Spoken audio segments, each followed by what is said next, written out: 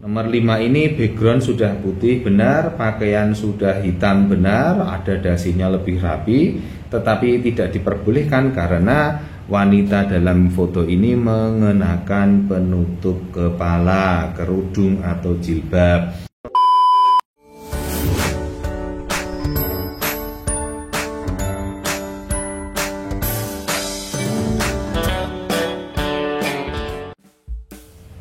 Dokumen yang harus dilengkapi untuk sending data Korea.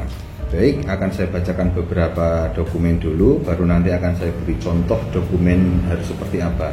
Yang pertama ada akta kelahiran, yang kedua pas foto, nomor 3 kartu keluarga atau KK, nomor 4 kartu pencari kerja atau AK1 atau biasa juga disebut kartu kuning, nomor 5 KTP elektronik, nomor 4, nomor 6 MCU medical check up, nomor 7 paspor, 8 buku rekening atau buku tabungan, nomor 9 surat izin keluarga, bisa orang tua, bapak atau ibu atau pasangan. Pasangan ini bisa suami atau bisa istri atau wali yang mewakilkan. Baik, ada tambahannya juga. Yang perlu disiapkan adalah perubahan data paspor, ini tidak wajib. Kemudian ada sertifikat kompetensi kerja, ini juga tidak wajib. Jika kita punya pengalaman kerja lebih dari 2 tahun dan punya sertifikat, boleh dicantumkan. Nah, sekarang contoh-contohnya, contoh dokumen yang dimaksud. Yang pertama akte kelahiran. Seperti apa? Ini dia akte kelahiran yang di-scan atau yang di-upload untuk sending data. Yang bagian depan ini saja harus ada cap basah di sini. Kemudian nomor 2 pas foto. Pas foto ini adalah beberapa contoh pas foto yang keliru, yang salah. Yang benar nanti akan kita tayangkan. Yang pertama salahnya adalah background warna biru, harusnya background warna putih. Bajunya juga putih, harusnya baju berwarna gelap, hitam, biru. Ini nomor 2, kenapa juga salah? Backgroundnya sudah benar, tetapi pakaiannya yang bikin salah. Harusnya pakaian berwarna gelap. Nomor 3, backgroundnya biru tidak boleh, bajunya sudah boleh. Jadi dengan pakaian seperti ini tidak masalah. Yang menjadi problem adalah backgroundnya. Nomor 1 ini yang menjadi problem adalah background dan pakaian, sedangkan nomor 3 ini yang menjadi kendala hanya backgroundnya saja. Nomor 4 ini mutlak tidak boleh karena tidak berwarna, padahal diwajibkan untuk pas foto yang berwarna. Kemudian nomor 5. Nomor 5 ini background sudah putih benar, pakaian sudah hitam benar, ada dasinya lebih rapi, tetapi tidak diperbolehkan karena wanita dalam foto ini mengenakan penutup kepala, kerudung atau jilbab. Syaratnya harus terlihat dahi, harus terlihat telinga. Nomor 6, backgroundnya sudah merah, bajunya putih, pakai kerudung lagi, tambah nggak boleh. Nomor 7, kelirunya di mana? Backgroundnya merah, pakaiannya oke, pakaiannya bagus, tapi backgroundnya yang salah.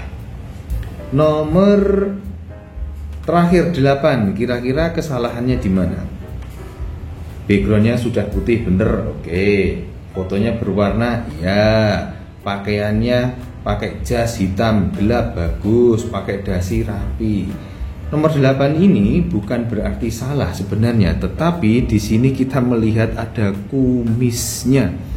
Sebaiknya kumis harus dicukur terlebih dahulu supaya lebih rapi. Jadi nomor 8 ini tidak salah, tetapi supaya seperfect mungkin kumis dicukur. Nah, ini contoh foto yang baik. Nah, kita lihat dahinya pada gambar yang sebelah kiri dan sebelah kanan terlihat, telinganya terlihat. Yang wanita telinganya tidak terlihat tapi masih bisa ditoleransi karena dahinya terlihat sangat jelas. Pakaiannya hitam sudah bagus, gelap. Pakai dasi lebih rapi lagi, bagus. Nah, jadi ini contohnya untuk pas foto seperti ini. Ukurannya saat diupload itu 3x4. Padahal saat verifikasi foto yang harus diserahkan 3,5x4,5. Itu ya.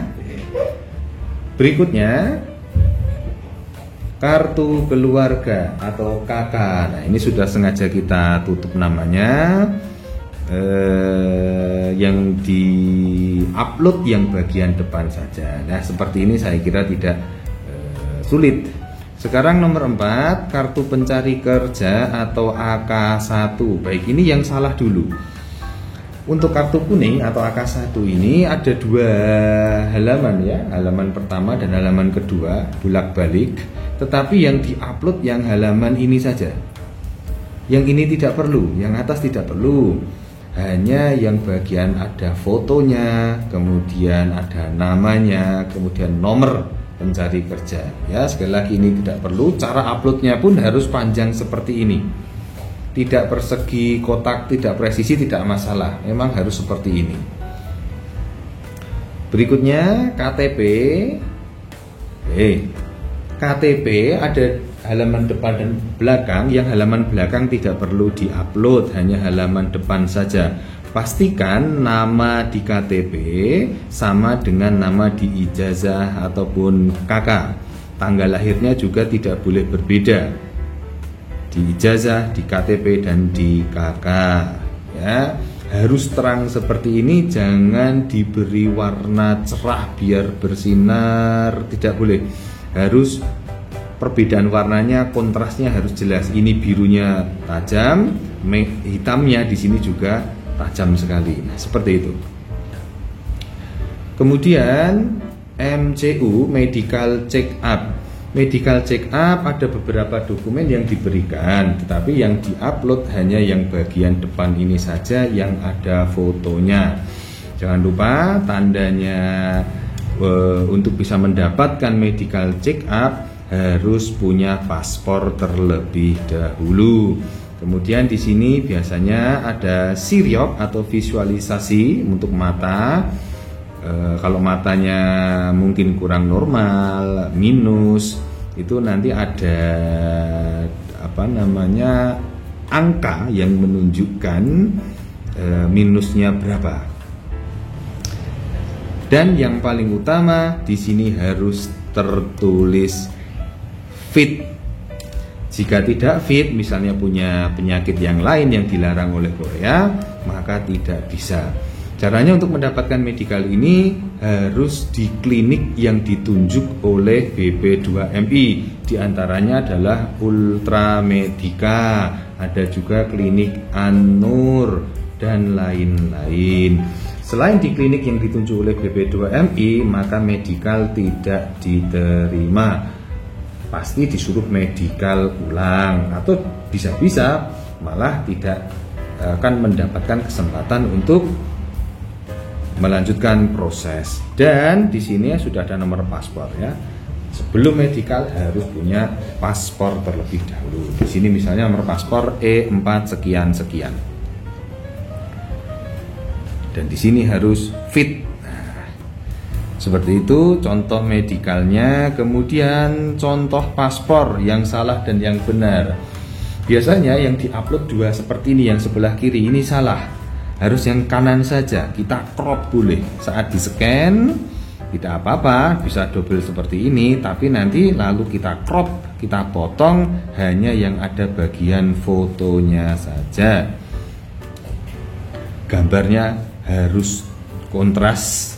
Misalnya warna birunya harus tajam, merahnya juga harus tajam. Itu untuk paspor. Dan untuk paspor sekarang masa berlakunya 10 tahun. Kalau beberapa tahun yang lalu membuat paspor itu masa berlakunya hanya 5 tahun. Nah, sekarang sudah 10 tahun. Paspor, kemudian buku rekening atau buku tabungan. harus atas nama pribadi. Boleh pakai BRI, BCA, BNI, dan semua buku tabungan diperbolehkan. Ya, harus nama pribadi. Kemudian, ini ada dua bagian ya dalam buku tabungan ini. Ini kalau digaris seperti ini kan. Nah, dua-duanya harus di-scan. Harus di-scan baik yang atas maupun yang bawah. Kemudian nomor 9, surat izin keluarga, pasangan atau wali. Dalam membuat surat izin keluarga harus tertulis G2G Korea Selatan.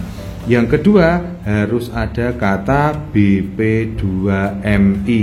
Jika tidak ada kata G2G dan BP2MI, maka sudah dipastikan akan dikembalikan, disuruh untuk membuat surat izin ulang. Nah, ini adalah salah satu contoh untuk membuat surat izin bagi JPMI. Kemudian syarat lainnya adalah harus ada meterai senilai 10.000. Kemudian harus mendapat tanda tangan dari lurah atau kepala desa dengan cap basah. Jadi siapa saja yang terlibat tanda tangan, yang diberi izin, yang memberi izin, dan yang mengetahui kepala desa atau lurah dengan cap basah. Nah, di sini ada data diri, misalnya nama, tanggal lahir, dan seterusnya. Demikian beberapa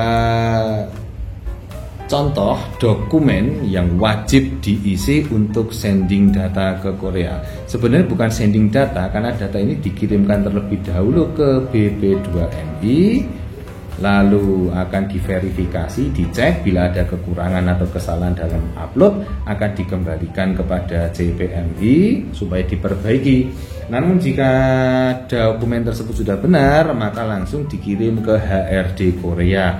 Nah, itulah yang sebenarnya disebut sending data. Sesampainya HRD Korea akan dicek lagi, diverifikasi oleh tim HRD Korea. Jika versinya HRD Korea masih belum benar, maka akan dikembalikan kepada JPMI melalui BP2MI. Baru BP2MI memberikan surat melalui elektrik kepada JPMI tersebut untuk memperbaiki dokumen yang dianggap salah atau kurang sesuai.